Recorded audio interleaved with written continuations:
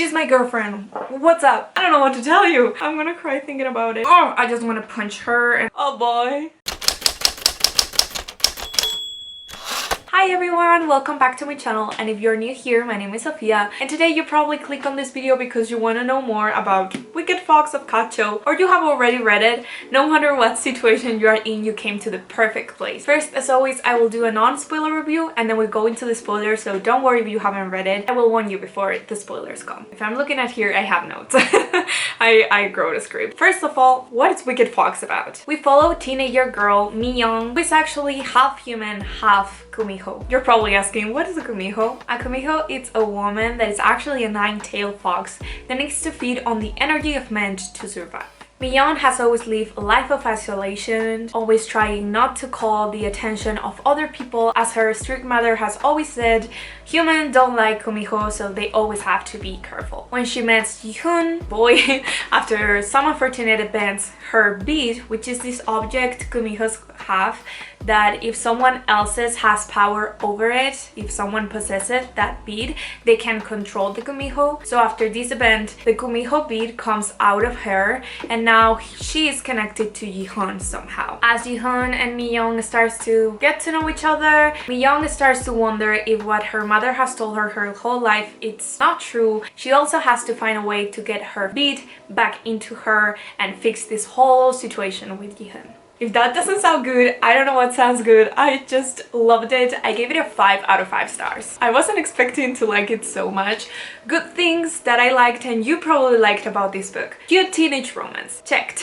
Great characters that feel real and have personality and have really good development. Checked. An interesting plot that keeps you on your feet every time you turn the page. Checked. Korean culture representation and all the K-drama vibes. Checked. Like, what more can I tell you about it for you to read it? If you like Korean culture, you're gonna love this one. It has all those K-drama vibes, and I feel like it's a really good way of people getting to know Korean culture throughout the book. Just wanted to quickly say that you don't have to know anything about Korean culture to enjoy the book. The romance has nothing to do with like cultural stuff, and the story doesn't have to do either, so there's no need. There's also a glossary at the end in case you don't understand the words.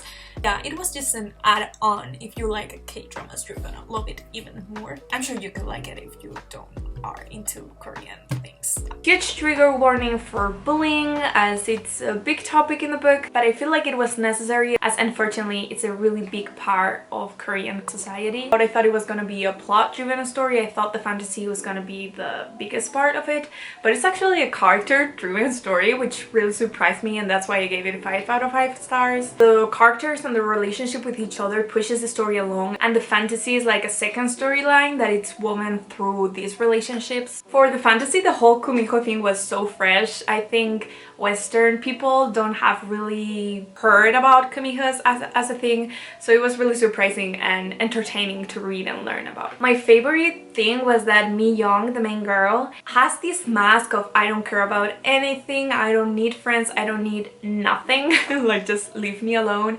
And Ji-hoon is able to see through that mask and pushes her to a point where she starts thinking, do I really not need friends? Maybe my mother is wrong, maybe everything that my mother has told me isn't true, maybe she met the grown people and I have actually found good friends that are gonna be leaving me no matter what. The relationship was just so well written. Another of my favorite things was the romance between these two. Ji-hoon actually lives with his grandma, and I love both of the dynamic of the grandma that always loved you no matter what, and it was totally opposite relationship to Mi-young's and Jenna, her strict mother. Through this relationship I saw that the book shows so many different ways of showing love to other people. Also, we have Juno, which is this character that is mainly there for stress relief. He's the funny guy that always be saying funny things, and it reminded me so much of Magnus Bane from Shadowhunters. I don't know why, it was just the same person. The only meh thing I can think about it is that in the middle it was a little bit slower,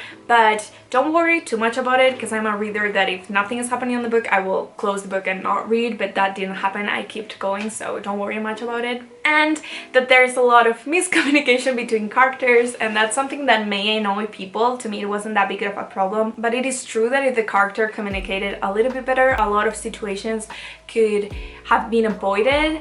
But I mean, I like the angst. Apart from that, it's funny. It's sad too. It made me tear up so many times.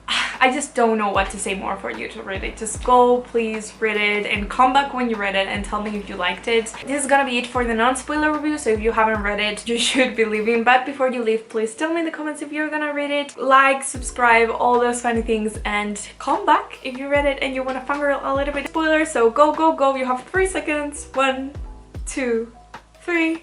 Go, because I'm gonna start with the spoilers now. Okay, I think I can talk about the spoilers. This part I don't have it scripted, so I'm just gonna ramble. The beginning of the book was my favorite. I think the first 200 pages were totally my favorite. Love the whole school part of it, when they were in a school and Ji-hoon protected her from the bullies. Not that she needed it, but he just was trying to help her as a friend. I love the scene when they are gonna throw food at her and he gets in the middle and he's like, yeah, she's my girlfriend, what's up? And she's like, oh, and I was like, oh my god. I was just like, wasn't expecting these. Oh, the scene when they are bullying her in the bathroom and then he comes in and there's just a quote. So they are in the bathroom and she's telling him that he doesn't know her, that he doesn't like her really, and he's like, I know I don't like it when people bully you, even when the person doing the bullying is yourself. If a guy comes to me and says that to my face, I'm like, marry me, please. Ji-hoon's grandmother, like, Harmony was the real MVP of this whole book. I don't know what to tell you. Like, everything she spit out of her mouth was truth. Most of the quotes I have here are of hers, and I just love how she sacrificed herself so Ji-hoon could leave, because she knows he has found something important and that his relationship with Mi-young is such an unconventional love. He really needs that after all he has gone through with his mother and her father.